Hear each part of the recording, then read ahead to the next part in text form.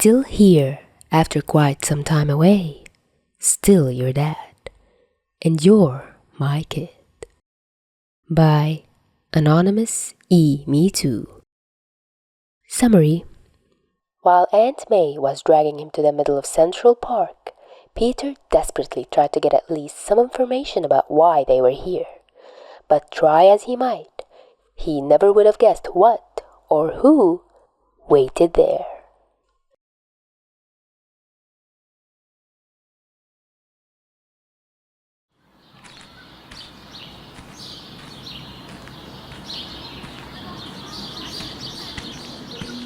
May, where are we going? Peter asked, for being blindfolded wasn't his thing, to be honest. But he liked surprises more, so enduring this little discomfort will not be a big issue.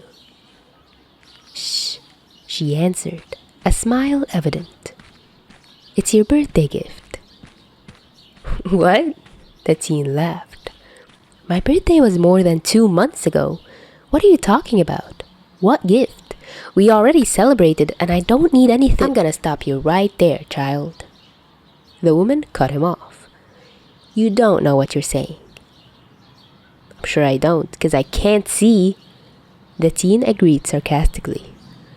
Where even are we now? Can't tell you, but we're almost here. She beamed. Her voice sounded excited. From his daily patrols, Peter knew the territory of New York very well, so he tried to orient through his hearing. Rustle of leaves, laughter of children, vibrations in the ground. The floor felt like tiles, and the birds were chirping. The air smelled fresh, nature-like, familiar. That's weird, he muttered. I don't understand where we are. It's weird how much he actually relied on sight. Or maybe that's because they were driving for some time while he still was in the dark. We're close, dear, May assured him.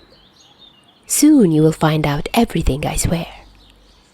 She said it as if there was some conspiracy going on, and that got the teen even more curious. What could have been waiting for him there if they had to move so long to see it? And why was he blindfolded? There were too many unanswered questions that Peter knew will remain so until he will see it himself.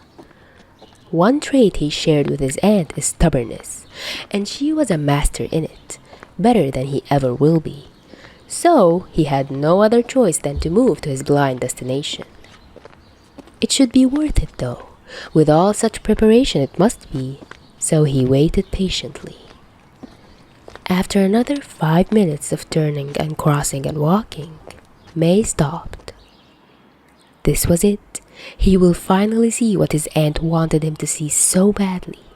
I mean, how weird could it be if he fought Thanos and saw outer space?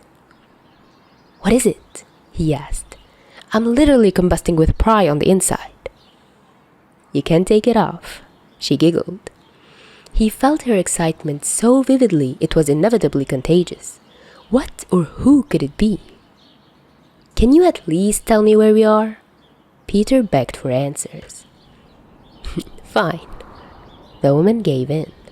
Her intonation suggested she was actually dying to tell it. We're at the center of Central Park. Wow, the heart of Central Park? That rose even more questions to him. May wasn't exactly a park person. She enjoyed architecture more. So what could possibly be here that she dragged him here to see? Was it a STEM event? Or some fair? Or a Star Wars parade? To stop himself from self-igniting and finally get his answers, Peter quickly took off the blindfold. It took him a minute to get used to the sudden brightness after so long being in the dark, but he didn't waste a second to glance over the place to see any drastic changes. There was nothing. The park was still the same, like it always was during fall. Orange leaves coloring some of the trees and the ground. Cool wind blowing through the plants. Benches are still black. Squirrels are still chasing each other through empty branches, fighting for the last nut to hide. Moving his head left and right, Peter struggled to grasp what was the purpose behind their travel. "So why are we here?" he asked, confused.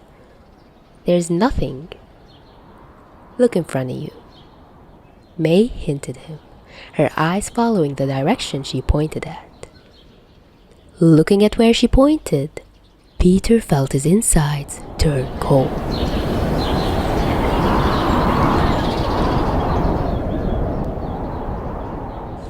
Anthony Edward Stark was standing just 10 meters away from him, smiling. He was grinning, like he didn't snap his fingers, like his heartbeat didn't stop right there on the battlefield for almost 3 minutes and then resumed so faintly, Peter thought for a moment it was his own ringing in his ears. Like he didn't have a memorial and a funeral. Even though it looked so unnatural, it felt like a big prank. He was actually alive, and right in front of him. "Hey, Rue," he spoke up, arms opening and welcoming. "Glad to see you again. How are you doing?" That couldn't be right. It should have been impossible. "May?" the teen asked after a long pause, swallowing a lump in his throat. "Do you also see that?" "I do," she answered and pushed him forward a little. "Go. You boys have a lot to catch up on." "That's true," Tony added. "Come here, Bambino. I haven't seen you in so long." The teen didn't need to be told twice. Without a second thought in his head, he ran up and wrapped the man in a tight hug. He was real. He was here. They had so much to do. May was right. Oh, dear God, it was the best gift he had ever received, and it was the best day of his life, officially and forever, and... There, kid, Stark laughed. Take a breath at least. Peter didn't realize he said it all out loud. He didn't regret it, though. Not even for a split second. "I thought you died," he asked, the first question among a million he had to say to his mentor. "How are you even—" "It was my idea," he admitted. "I wanted peace after the Infinity Stones, and I got tired of saving this godforsaken planet. I'm too old for this. Wanted to spend time with my kids. But I'm so sorry nobody told you, Pete. I swear I didn't know you had no idea, and I got here as soon as I got the news. I'm sorry, kid." That actually made a lot of sense. But there was something Tony had said that confused the teen. "Wait, kids? I thought you only had Morgan. Wait, is Pepper?" No, the man smiled. "I meant you. You're my kid, Pete, in every way that matters. Which is why I thought you knew, and you didn't. I'm truly sorry for this." "You mean it?" The teen looked him in the eyes, feeling his eyes sting. "Like, about the kid part?" "Of course I do, Bambino," Tony cooed, stroking the kid's curly hair. "After everything we did together, it would be offensive from my side for you to be any less than that. And I really mean it, Rue." These words from a supposedly dead man, his idol, his mentor, his dad now, it felt so right. This love was genuine and so clear to see it hurts a little when he thinks how long it was kept away. Almost 4 months have passed. "Hey, don't cry." The man hugged him a little tighter. "It's okay. We're okay." "I know," Peter answered. "I'm just so happy to see you again, Dad." He could feel Tony's heart rate increase, and his hoodied shoulders started to get wet with tears. But nobody was here to care about it, because now they had each other. "I wanted to ask you something." The teen finally spoke up after the two separated. "Of course, anything." "Please try not to die again." Tony laughed, but agreed to do so. Well, he promised to officially seal the deal, and May was there as a witness to it.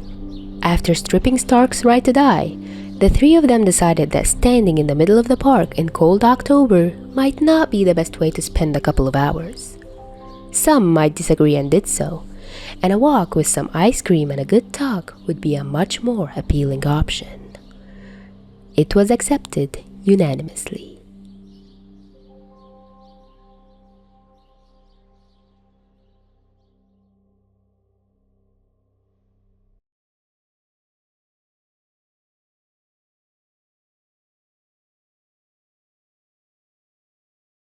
This fic was written by one of my dearest listeners on AO3, Anonymous E Me Too.